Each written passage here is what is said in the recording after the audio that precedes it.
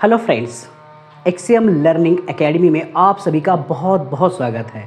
और मैं हूं मोहम्मद अफजल। जैसे कि आप सबको पता है कि एक्सियम लर्निंग एकेडमी में हम जो है खगोल विज्ञान आपको पढ़ा रहे हैं। खगोल विज्ञान की एक लंबी श्रृंखला चल रही है और इस खगोल विज्ञान की लंबी श्रृंखला के अंतर्गत हमने जो है पिछली क्लास में हमने जो है तो सौरमंडल की उत्पत्ति पढ़ा था।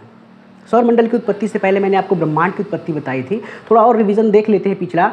हमने आपसे कहा था कि जो हमारा ब्रह्मांड था ये एक जो है एक बिंदु पर केंद्रित था और उसके जो है उसमें बहुत ज़्यादा जो है उसमें जो है तापमान था, उसमें घनत्व था, उसमें गुरुत्वाकर्षण था, जिससे कि वो जो है उसको जो है विस्फोट हुआ, उसमें एक धमाका हुआ जिसे कहा गया बिग बैंग। तो बिग बैंग सिद्धांत का प्रतिपादन किया था बेल्जियम के एक पादरी थे जिनका नाम था जॉर्ज लेमेंटेयर ने किया था। और उन्होंने कहा कि एक केंद्र जो है उस पर केंद्र था और उस पर जो है उसमें बहुत ज़्यादा जो है गुरुत्वाकर्षण था और गुरुत्वाकर्षण होने के कारण बहुत जो आद्य पदार्थ थे वो सब उसमें जो है उसके जो है उसमें सिकुड़ने लगे, उसमें समाहित होने लगे, उसमें उसके अंदर जाने लगे और वो सिकुड़ने लगा और सिकुड़ते उसमें विस्फोट हुआ और जिससे इस जो है ब्रह्मांड की उत्पत्ति हुई। तो ये हमने ब्रह्मांड की उत्पत्ति पढ़ा था और ब्रह्मांड की उत्पत्ति के पश्चात हमने जो है सौरमंडल की उत्पत्ति भी पढ़ी थी। तो ये सौरमंडल की उत्पत्ति हमने बताई थी आपको कि सौरमंडल की उत्पत्ति कैसे हुई। और सौरमंडल की उत्पत्ति हमने बताई थी कि सौरमंडल की जब उत्पत्ति हम पढ़ते हैं तो 3 सिद्धांतों को ध्यान में रख करके पढ़ते हैं। पहला था मोनोस्टार थ्योरी, डुअल स्टार थ्योरी और डबल स्टार थ्योरी। आप सबको मैंने बताया था कि मोनोस्टार थ्योरी जो दी थी जो है कांट और लाप्लाक्स ने, तो उनके अनुसार, लेकिन वो क्या किए अपने उस जो उन्होंने चीज़ें बताई उसको वो प्रूफ ना कर सके, उसको वो सत्यापित ना कर सके, जिससे कि जो है मोनोस्टार थ्योरी को रिजेक्ट कर दिया गया। बात करते हैं डबल स्टार थ्योरी की, द्वैत तारा सिद्धांत की, तो उसमें भी क्या किया गया, उसको भी वो प्रमाणित नहीं कर पाए। जो अंतिम और सर्वमान्य जो सिद्धांत दिया गया, जो थ्योरी बताई गई, वो लिल्टन के द्वारा बताई गई। उन्होंने क्या कहा, उन्होंने कहा कि भाई 2 तारे थे, एक सूर्य था और उसके बाद 2 तारे थे और उसमें जो क्या किया कि एक तारा जो है विस्फोट हुआ और उस दूसरे तारे को भी उसने उस तारे ने अपने अंदर उसको क्लैप्स कर लिया। तो और उसी से जो है 8 ग्रहों का निर्माण हुआ। तो अब जो है इसमें क्या था कि लिटन बहुत जो है चतुर व्यक्ति थे, तो इसमें दूसरे के पास कोई दूसरा साक्ष्य नहीं था, क्योंकि जो पहले जो सिद्धांत दिए गए थे उन सिद्धांतों को वो सत्यापित नहीं कर पा रहे थे। जैसे कि इसमें बहुत सारे लोगों ने कहा, लाप्लाक्स ने जो है कांट ने, चैम्बरलिन ने, कि भाई जो है तारा था, गैसीय सिद्धांत दिया था। तो यानी कहने का मतलब ये है कि उसको हम थोड़ा, वो पिछली क्लास आप मेरी देख लीजिएगा, उसमें आपको समझ में आ जाएगा। हम थोड़ा डीप नहीं जाते हैं उसमें, तो हम अगली जो है आगे की इस क्लास में हम देखेंगे। तो सबसे पहले हमने जो है सौरमंडल के बारे में आपसे कहा था कि सौरमंडल आपको बताएंगे, लेकिन सौरमंडल क्या है? सौरमंडल 8, भाई सौरमंडल में 8 ग्रह हैं, लेकिन प्लूटो को ग्रह के दर्जे से हटा दिया गया है। कुछ ऐसी कंडीशंस होती हैं, उस कंडीशन के अकॉर्डिंग क्या होता है कि ग्रहों को हटा दिया जाता है। कई कारण हो सकते हैं। जब हटाया गया था प्लूटो यानी यम को, जब पहले जो है 9 ग्रह होते थे, तो 9 ग्रह में जो प्लूटो था उसको हटा दिया गया, क्योंकि वो जो है उन मापदंडों पे खरा नहीं उतर रहा था, इसी के लिए उसको हटा दिया गया था।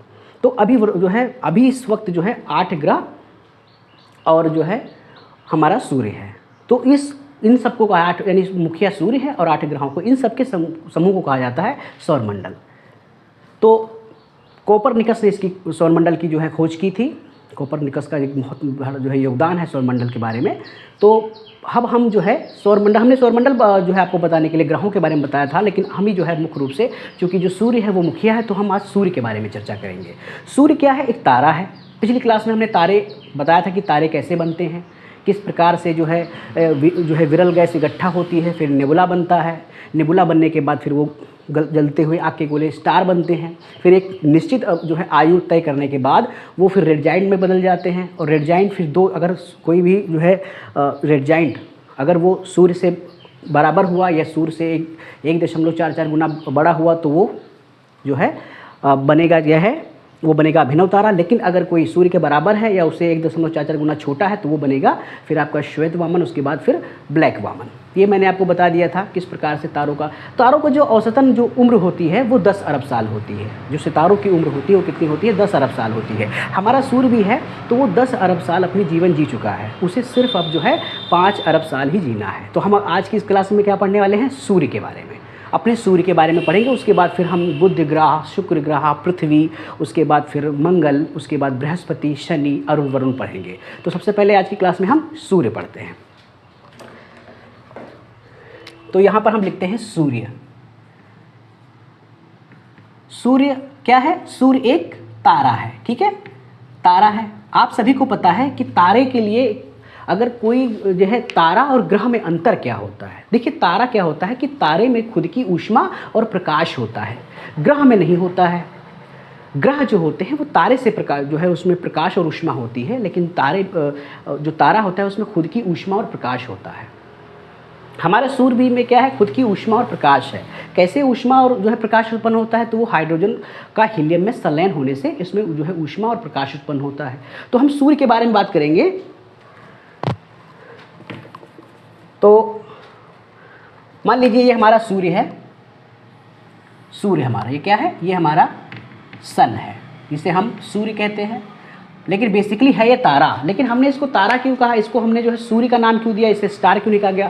क्योंकि क्या होता है कि अगर कोई हमसे ज़्यादा समीप होता है तो हम उसे एक नाम दे देते हैं। आपने देखा होगा आपके घर पे, परिवार पे, हमने जो है भाई सभी तो हैं, ह्यूमन सभी हैं, लेकिन हमने सभी का नाम अलग अलग रखा है। कोई महेश है, कोई दिनेश है, कोई राजेश है, कोई फलाना ठिकाना, सब नाम है। तो उसी तरीके से जो सूर्य है तो ये एक हमारा तारा है, लेकिन हमने इसको सूर्य नाम दिया है, सन कहते हैं इसे। इसे जो सबसे समीपी जो तारा है वो है प्रॉक्सिमा सेंचुरी।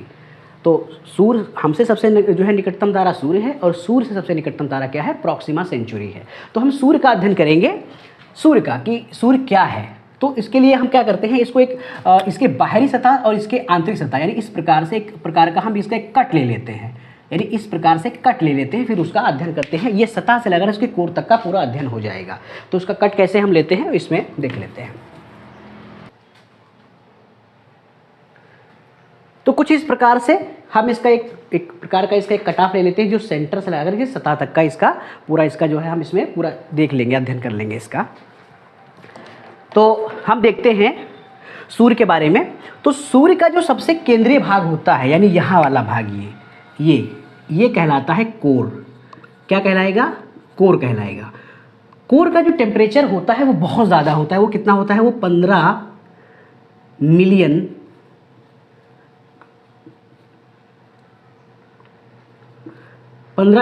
जो है सेल्सियस होता है। इसका टेम्परेचर बहुत ज़्यादा होता है। और इसमें क्या होता है? इसमें हाइड्रोजन का हीलियम में संलयन होता है। किस में होता है? हाइड्रोजन का हीलियम में संलयन होता है। तो हम यहाँ पे लिख देते हैं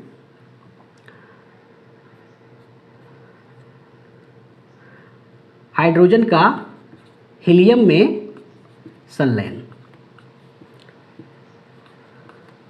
मुख्य दो ही इसमें जो है हाइड्रोजन जिसका जो परसेंटेज होता है वो 75 होता है, 24% हीलियम होता है, और बाकी एक अन्य परसेंट की इसमें जो है और जो है तत्व होते हैं। तो हाइड्रोजन का हीलियम में संलयन होने से क्या होता है? इसमें ऊष्मा और प्रकाश पैदा होता है। और ये ईंधन के रूप में भी होता है, यानी इसका जो ईंधन होता है वो बेसिकली होता है आपका जो है हाइड्रोजन और हीलियम। और ये किस अवस्था में होता है? ये होता है प्लाज्मा अवस्था में। किस अवस्था में होता है? प्लाज्मा अवस्था में। यहाँ पे हम लिख देते हैं प्लाज्मा, ठीक है, प्लाज्मा अवस्था में होता है। मैंने पिछली क्लास में जब मैंने सूर्य पढ़ाया था तो उसमें बताया था कि प्लाज्मा पदार्थ की वह अवस्था होती है तो ना ज़्यादा ठोस होता है, ना ज़्यादा वो फिर ज़्यादा जो है द्रव्य होता है। तो बीच की अवस्था होती है, जैसे कि लेई या आपका खखार या नाक, ये जो प्रकार के जो ये होते हैं वही इस प्रकार का जो है प्लाज्मा है, समझ लीजिए। हमारे ब्लड में भी प्लाज्मा पाया जाता है। तो ये क्या होता है? इसका 15 मिलियन जो है इसका सेल्सियस का तापमान होता है, सबसे ज़्यादा जो है तापमान होता है। उसके बाद जो दूसरा जो एक होता है ये होता है आपका रेडिएटिव जोन। Radiative zone. अब इसमें एक महत्वपूर्ण बात आप जान लीजिए कि जब सूर्य का अध्ययन करेंगे हम तो दो आधारों पे कर सकते हैं। पहला जो है आंतरिक आधार पर और दूसरा जो है बाह्य आधार पर। तो अभी हम आंतरिक आधार पर इसका अध्ययन कर रहे हैं। अमूमन क्या होता है आगे हम बताएंगे आपको। तो दो आधार पे सूर्य का अध्ययन करते हैं। यहाँ लिख देते हैं हम सूर्य। जब सूर्य का अध्ययन करेंगे तो एक है आंतरिक आधार पर और दूसरा है बाह्य आधार पर, यानी बाहरी आधार पर। तो अभी हम क्या कर रहे हैं? तो अभी हम ये आंतरिक आधार पर सूर्य का अध्ययन कर रहे हैं। तो ये है रेडिएटिव जोन। रेडिएटिव जोन क्या होता है? रेडिएटिव जोन में इसको हम जो है क्या कहते हैं, विकिरण मंडल भी कहते हैं इसे। तो इसमें क्या होता है, इसमें जो है हमें एक्सरेज भी देखने को मिलती है। क्या? एक्सरे किरणें।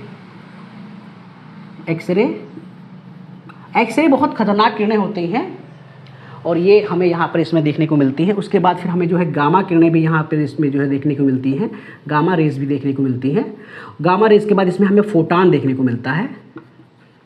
फोटान क्या होता है? देखिए, जो फोटान होता है एक जो है प्रकाश का एक टेक्निकल नाम होता है।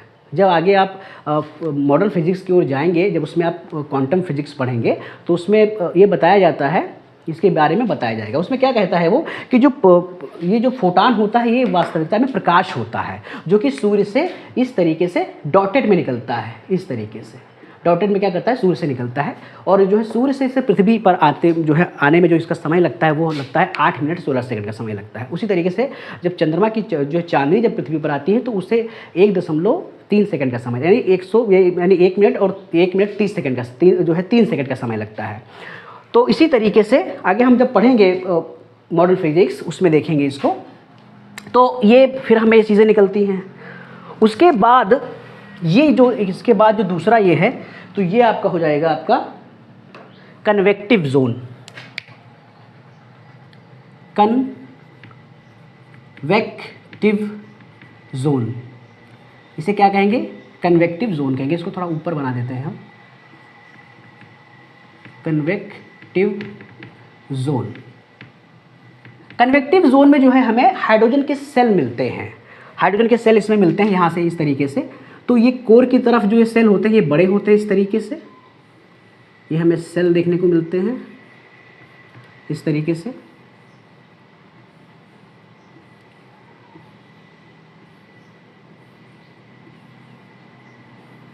इस तरीके से हाइड्रोजन के सेल हमें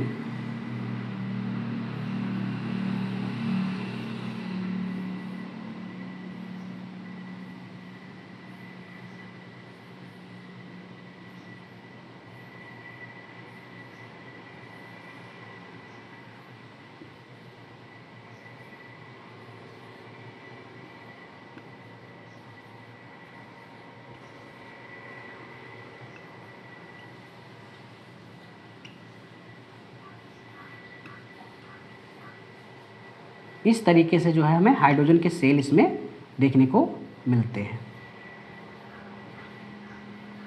इस तरीके से हाइड्रोजन के सेल, ये क्या होते हैं? ये हाइड्रोजन के सेल होते हैं।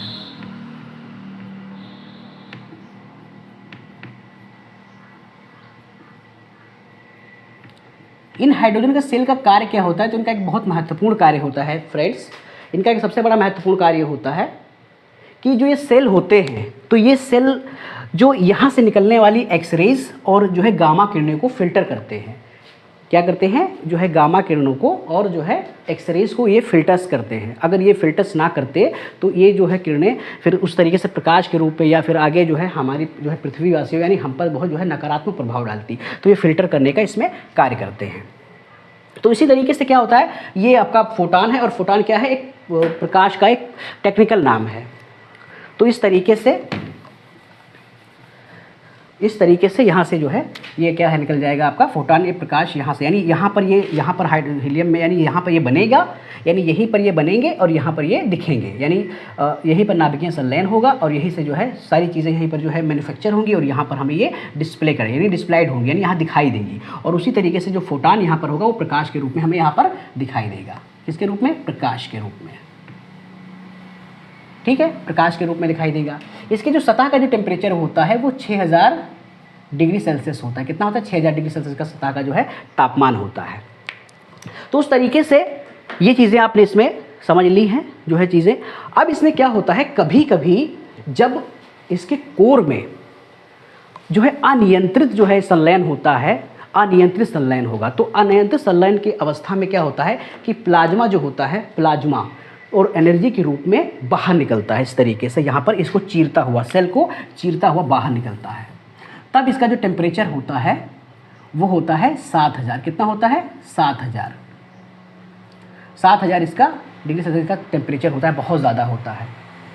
लेकिन कुछ जो इसमें होती हैं जिसमें जो इसमें जब यहाँ से निकलता है ये, लेकिन कुछ इसमें चूंकि जब ये विस्फोट होता है, जब इसमें अनियंत्रित जब इसमें संलयन होता है, तो कुछ तो में जो है बहुत ज़्यादा एनर्जी होती है तो वो बहुत दूर तक निकल जाते हैं, लेकिन कुछ में एनर्जी कम होती है तो वो ज़्यादा दूर तक नहीं निकल पाते हैं, ज़्यादा दूर तक वो नहीं निकल पाते तो वो रह जाते हैं। तो इनके जो टेम्परेचर होता है वो होता है 4000, कितना होता है 4000 डिग्री सेल्सियस टेम्परेचर होता है।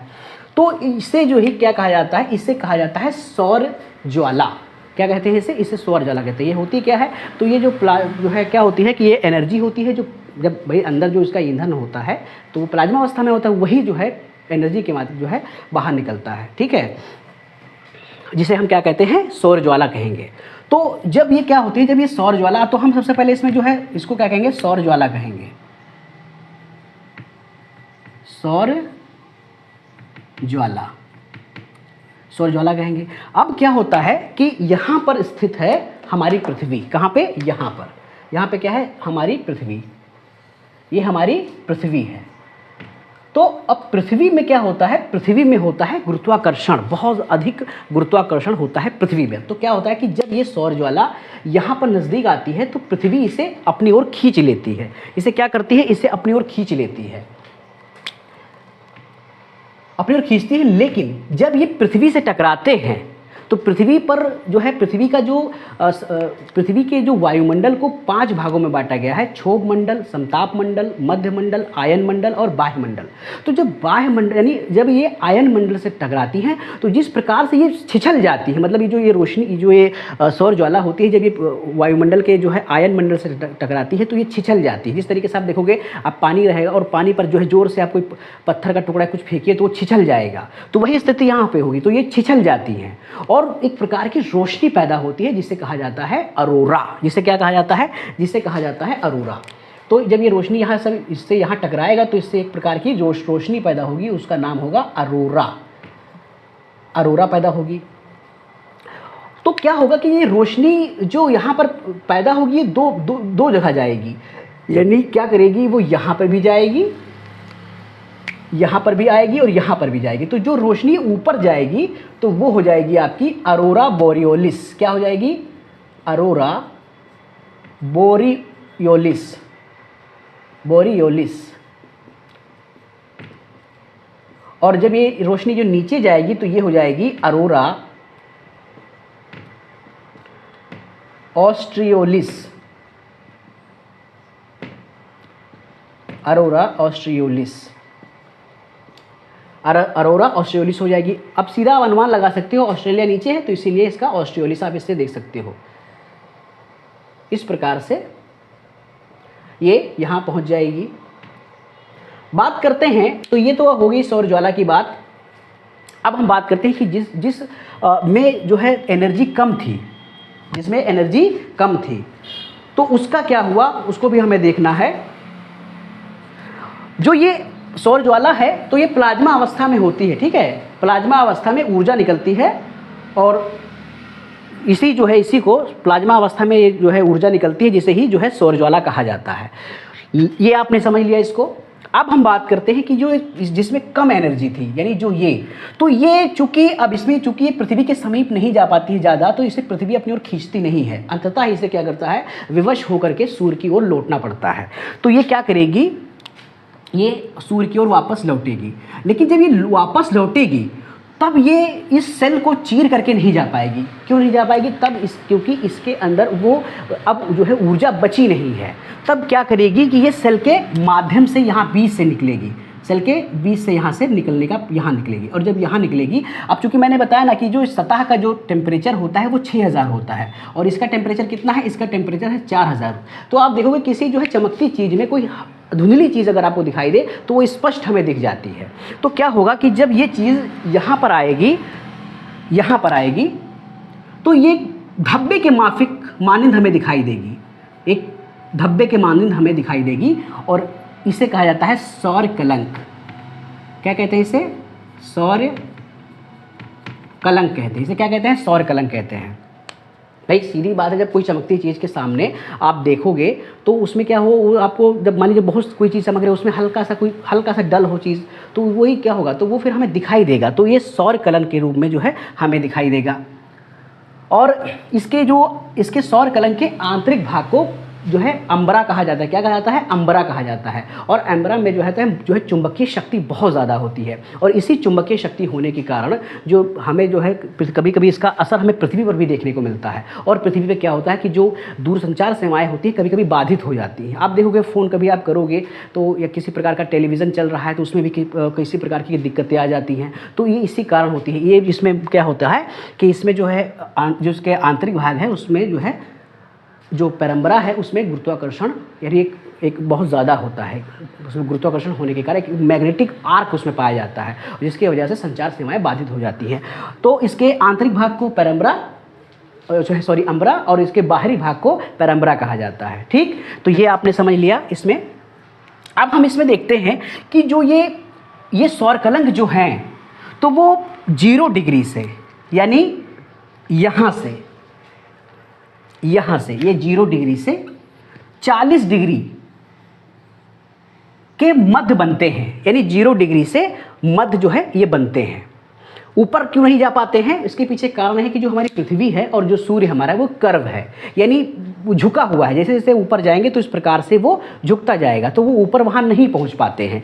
तो यानी ये जो सौर कलंक होते हैं तो यही 0 डिग्री से लगा करके 40 डिग्री के मध्य बनते हैं। तो यानी यहाँ से प्रारंभ होगा और उसी तरीके से बनते बनते यहाँ जाएंगे, फिर वहाँ तक, यहाँ से यहाँ आएंगे। तो यानी एक साइकिल एक बनाते हैं। तो इन्हें यानी 0 डिग्री से 40 डिग्री तक इन्हें जो है जाते जाते जो है 5.5 साल का समय लगता है। कितना समय लगता है? 5.5 साल का समय। यानी 0 डिग्री से ये ऊपर जाएंगे तो इन्हें कितना समय लगेगा? 5.5 साल का लगेगा।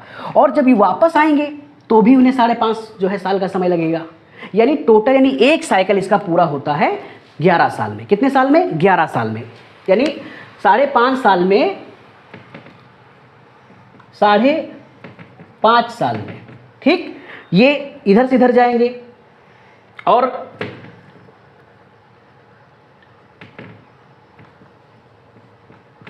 5.5 साल में, तो इधर से उधर जाएंगे और उधर से भी 5.5 साल लगेंगे। तो 5.5 और 5.5 कितना हो जाएगा? 5.5 × 2 हो जाएगा 11। तो 11 साल में वो एक साइकिल पूरा करते हैं। ठीक है, यहाँ से यहाँ तक ये पूरा एक साइकिल पूरा करते हैं। और जो है 2013 में 23वां जो है साइकिल पूरा हुआ है। पहले भी होता होगा, लेकिन जब हमने इसके विषय में जानना चाहा, जब हमने इसके बारे में खोज की, जब हमने इसको जाना, तब हमको पता चला कि जो है ये 23वां जो है साइकिल पूरा हुआ है। और 24 में यानी जो चल रहा है आज की डेट में, ये 24वां जो है इसने साइकिल पूरा कर लिया है। तो यहाँ लिख देते हैं 2013 में कितना था? 23वां था। ठीक, 23वां।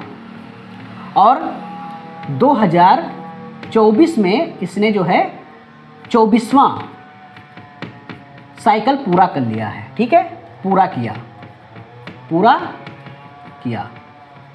ठीक, और ये 2035 में ये जो है 25वां पूरा करेगा। ठीक, पूरा करेगा। और 2000 इसमें मैंने 11,000 इसको प्लस कर दिया है, तो 2046 में ये 26वां पूरा करेगा। ठीक, 2046 जो है 2046 में ये 26वां पूरा करेगा। ठीक है, तो जब ये 100 साइकिल पूरा कर लेगा, तो उस स्थिति को कहा जाएगा सोलर इवेंट। क्या कहा जाएगा? जब, यानी अभी तो 26वां हुआ है, लेकिन जब ये 100 साल पूरा कर लेगा तो इसे क्या कहा जाएगा? Solar event. ठीक, तो सोलर इवेंट 100 साल चक्कर इसका पूरा करेगा तब होगा, और लगभग इसे सोलर इवेंट कहा जाएगा। और लगभग ये 2860 में पूरा होगा। कब होगा? 2860 में ये लगभग एक इसका पूरा सोलर इवेंट जो है पूरा हो जाएगा। तब तक हम और आप धरती पर नहीं रहेंगे, हमारी जो क्या होगी, हमारी इसमें जो है मृत्यु हो जाएगी। तो ये हमने देखा इसमें कि जो ये सूर्य है, तो ये 2046 में इसका पूरा सोलर इवेंट, और ये चीज़ें इसमें सौर कलंक इसे कहा जाता है। ठीक है, तो ये चीज़ें हमने इसमें देख ली। और अब हम जो है तो इसके ये इस अब तक की इसकी जो है आंतरिक संरचना हमने जो है आपको बताने का इसमें प्रयास किया है। और अब हम जो है तो थोड़ी इसमें जो है आपको तो इसके बाह्य संरचना की ओर चर्चा करेंगे कि बाह्य संरचना कैसे इसको देखेंगे हम। तो इसको हम क्या करते हैं, इसको मिटा देते हैं।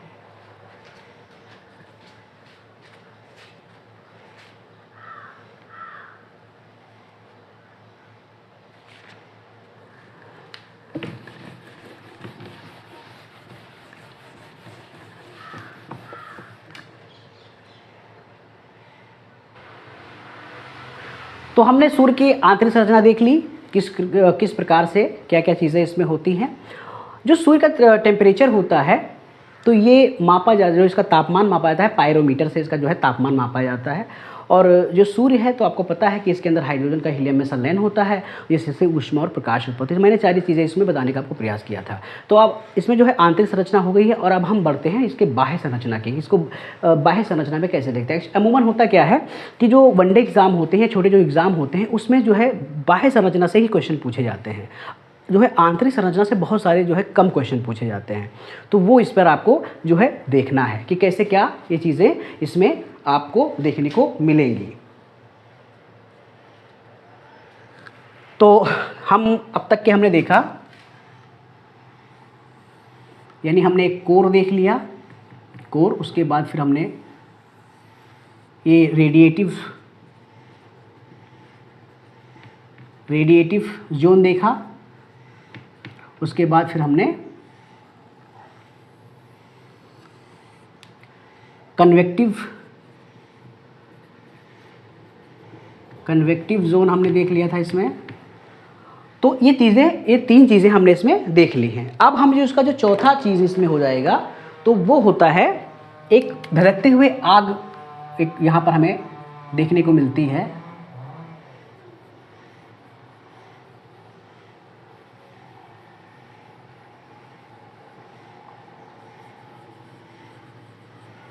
ये धधकते हुए आग, और इसे कहा जाता है वर्णमंडल। क्या कहते हैं इसे?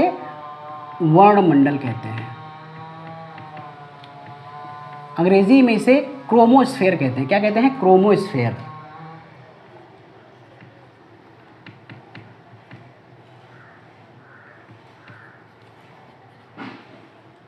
क्रोमोस्फेयर इसे कहा जाता है।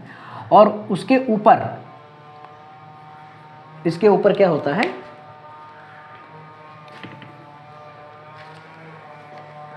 आग की लपटें होती हैं इस तरीके से। ये थोड़ा डिफ़िकल्ट हो जाता है, इसको थोड़ा मिटा देता हूँ मैं, व्यवस्थित बन नहीं पा रहा है डायग्राम जो है।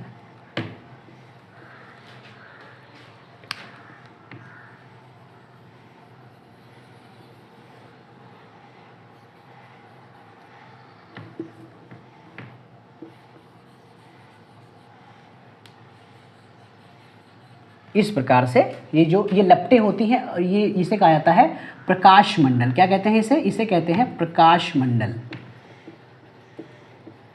ठीक, प्रकाश मंडल, इसे हम फोटोस्फेयर भी कहते हैं।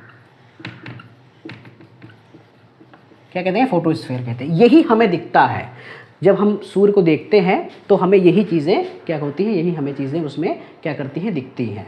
हमें ये चीज़ें क्या करती हैं, ये हमें चीज़ें दिखाई देती हैं फोटोस्फेयर में। अब अगर बात किया जाए, अगर अब इसमें एग्ज़ाम में आपसे पूछ लिया जाए कि भाई आंतरिक संरचना, तो इसको आप जो है इसमें कहोगे, आप वर्णमंडल कहोगे, क्रोमोस्फेयर के कहोगे। लेकिन अगर इसका डीप अध्ययन अगर देखा जाए, जिस तरीके से हमने इसका डीप अध्ययन किया है, तो उसके अकॉर्डिंग जो इसका जो मेन है अंदर, वो कोर है। तो उस तरीके से ये चीज़ें इसमें हो जाती हैं। क्या होता है, जब कभी कभी सूर्य ग्रहण होता है, आप सभी को पता है सूर्य ग्रहण, तो सूर्य ग्रहण जब होगा इसमें, तो क्या होगा, तो एक प्रकार से बीच में कोई चीज़ इसमें आकर के इसको ढक लेगी। तो ढक लेगी तो क्या होगा कि ढकने के बाद तो जो प्रकाश होगा वो केंद्रित हो जाएगा। तो मान के चलिए, तो उसके बाद जो उसके, मान लीजिए ये कोई चीज़ है, एक कोई चीज़ है, यहाँ पर मैं बना दे रहा हूँ इसको, यहाँ पे मान लीजिए ये सूर्य है, और इस पर जो है तो किसी चीज़ ने इस पर क्या कर लिया, इस पर ग्रहण लग गया।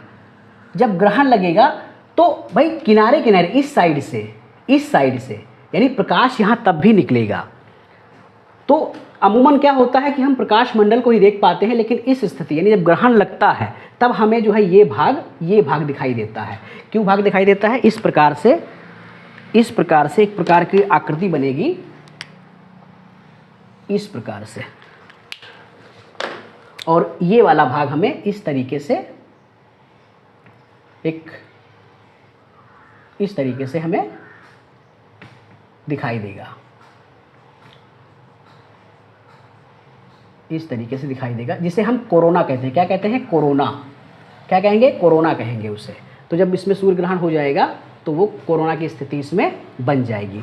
इसका जो टेम्परेचर होता है, वर्णमंडल का टेम्परेचर, इसका टेम्परेचर 27, इसका टेम्परेचर जो होता है वो 27,000 से 32,000 के मध्य होता है। ठीक, तो 27,000 से 32,000 जो है डिग्री सेल्सियस के मध्य होता है। ठीक है, मध्य होता है इसका टेम्परेचर। बहुत ज़्यादा टेम्परेचर होता है इसमें। और लेकिन जब इसमें जब ग्रहण लगेगा तब इसका जो टेम्परेचर है वो बढ़ जाएगा। तब जो है इसका टेम्परेचर क्या हो जाएगा? तब इसका टेम्परेचर बहुत ज़्यादा बढ़ जाएगा। तो ये सब चीज़ें इसमें आपने अब तक जो है देखी हैं इसमें। अमूमन जो फोटोस्फीयर होता है, प्रकाश मंडल, तो यही हमें दिखाई देता है, बाकी की चीज़ें इसमें हमें दिखाई नहीं देती हैं। लेकिन जब ग्रहण की स्थिति आती है तो हमें ये चीज़ हमें दिख जाती है। सूर्य की बात करें तो जो सूर्य है इसका जो व्यास है, जो सूर्य का व्यास है वो पृथ्वी के व्यास से 109 गुना बड़ा है। कितना बड़ा है? 109 गुना बड़ा है। जो सूर्य का व्यास है वो पृथ्वी के व्यास से 109 गुना बड़ा है। और इसका जो द्रव्यमान है वो पृथ्वी से 3,32,000 गुना बड़ा है। कितना गुना बड़ा है? 32 लाख, 3,32,000 गुना बड़ा है। और इसकी जो है गुरुत्वाकर्षण की बात करें तो पृथ्वी से 28 गुना, और घनत्व जो है तो पृथ्वी से 20 गुना बड़ा है। ठीक है, घनत्व के हिसाब से पृथ्वी से 20 गुना ये ज़्यादा है। और जिस तरीके से कह सकते हैं कि जो है सूर्य है तो हमारे सौर मंडल में हमारी आकाशगंगा के केंद्र में स्थित है, और जो है वहीं से क्या करती है, हमें जो है ऊष्मा और प्रकाश मिलता है। हमारा सूर्य, मैंने आपको बताया था कि ये धीरे धीरे क्या करेगा, एक दिन इसकी स्थिति जो है कम हो जाएगी और ये जो है फिर ये कोलैप्स हो जाएगा और ये किसी चीज़ जो है दूसरी चीज़ में ये बदल जाएगा।